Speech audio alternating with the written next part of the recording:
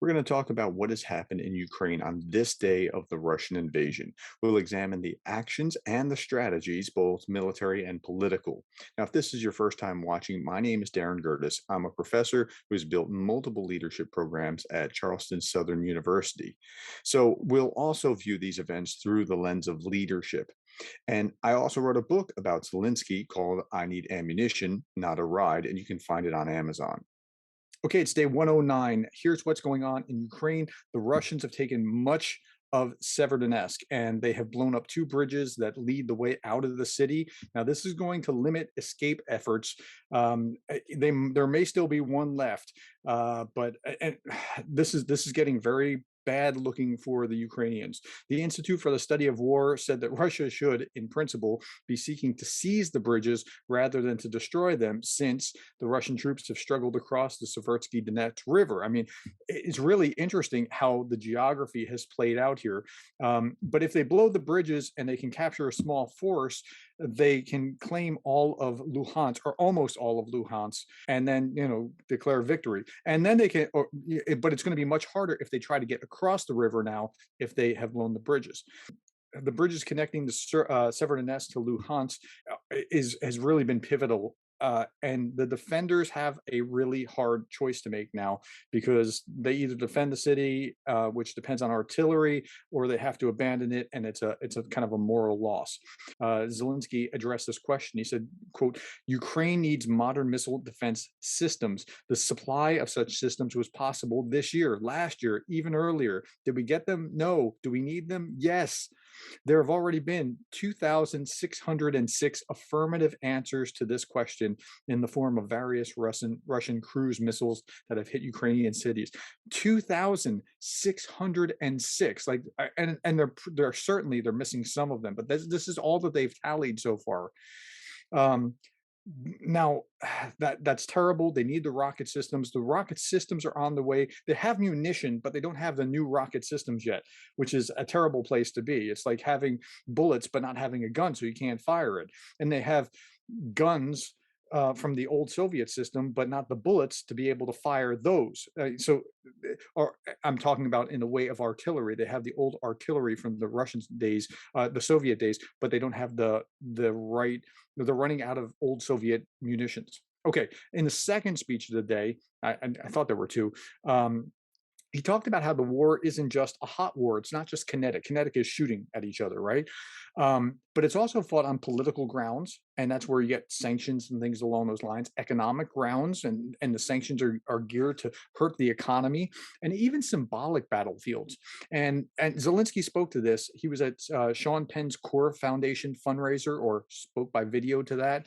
Now, I don't really like the guy, but he has been a big cheerleader for Ukraine, and he has marshaled the world as much as was within his power. So he's used his fame for some good.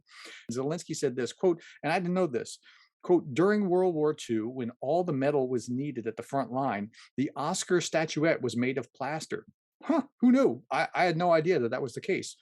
Let me continue. He said, it can be fairly said that this is a symbolic gesture that does not drastically affect the course of the war, but we cannot claim that the world would have defeated Nazism without a piece of metal. We do not know for sure. That is why we know that any help is valuable and important. I think everyone who has come here today for the sake of this help for Ukraine.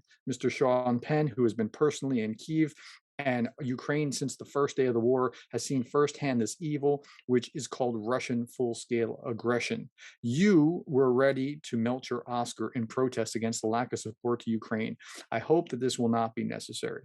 I hope that this will not be necessary too, because I'm not sure that he's going to get another one. But I am sure that that's hardcore. Sean Penn, I don't like you as an actor, but I think the world of you as a humanitarian taking up for Ukraine, and good on you.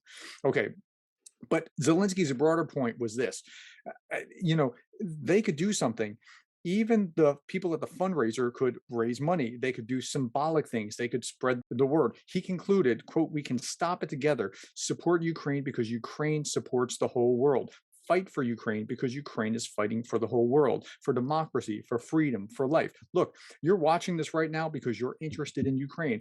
I'm creating this right now, as well as my ebook. I created that because I was trying to support the system and document what was going on, because it's amazing. I saw this on RT.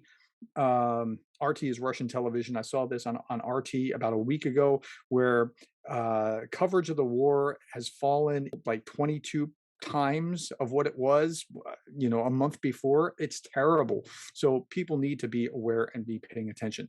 Okay, let me shift gears a little bit. Today was Russia Day in Russia. Now, what is Russia Day, you might ask? Well, in 1991, when the Soviet Union collapsed and Russia became the Russian Federation, this is Russian Day. It's a day to commemorate Russian statehood. So there was a reboot of McDonald's, which was slated to start today. They did that day on purpose. The reboot of McDonald's. Why a reboot of McDonald's? Well, McDonald's left Russia permanently as part of the protest. Now, if you think about this, McDonald's leaving Russia permanently, no plan, not just closed the doors, but no, sold everything, no plans to ever come back. That is a very scary thought in terms of international relations. So McDonald's left permanently. They sold out their franchises to local, and the company is now renamed Viscuno and Tacha. I don't know if I'm pronouncing that right. Viscuno and Tacha restaurants. The name means tasty, and that's it, or tasty, period. So that's the idea, just tasty. Okay, you can get a burger and fries there, and you can get it for less than what you paid at McDonald's before. I understand it doesn't taste as good, but you cannot find a Big Mac. You cannot find Golden Arches. It's its own little franchise, although it has the kind of the look and feel of McDonald's in some ways. Along the other lines of Russian equivalents, you will find Cool Cola, Fancy, and Street, which are Russian knockoff versions of Coke, Fanta, and Sprite, respectively. Okay, that's it. That's all that I have for day 109, and thank you for listening. Hey, if this video was helpful, hit like to help others find it in YouTube's algorithm. Subscribe so that you can stay informed. And one more thing, if you are moved to contribute to the humanitarian aid for Ukraine, I have a link below for Samaritan's Purse. If you want to give, be sure to give only to reputable organizations. There's a lot of scammers out there. Thanks for your time.